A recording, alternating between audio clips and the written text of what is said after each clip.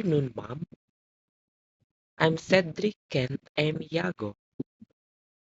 I will discuss this topic, augmented analytics. Introduction. What is augmented analytics? It makes analytics simple and accessible so anyone can use it even without advanced technical skills. Ginagawa niya itong madali at madaling gamitin ang pag-analyze ng data,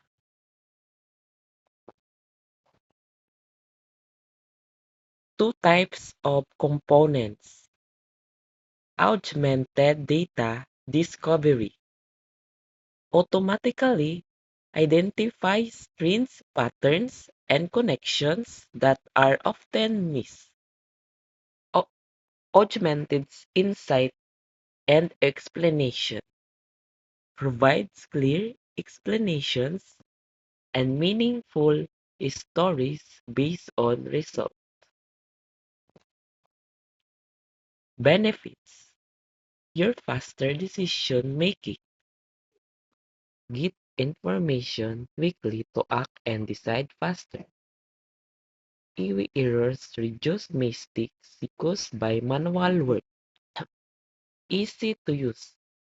Simple enough for everyone to understand and use text. Where it is used: business management, strategy planning, and increasing profits. Ginagamit para sa paggawa ng plano, pag-instratehiya, at pagpapalago ng kita ng negosyo.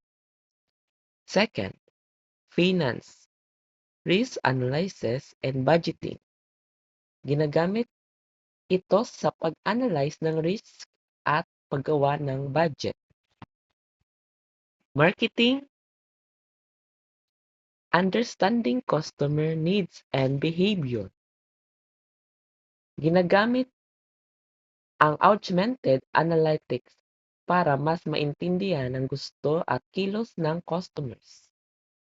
And the last, healthcare, analyzing patent data and improving service.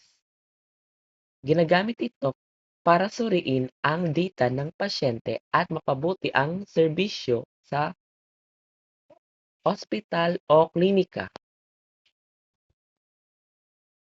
Conclusion: augmented analytics is a powerful tool that uses technology to make data analysis easier, faster, and more accurate. It helps people discover useful information, make better decisions, and solve problems efficiently.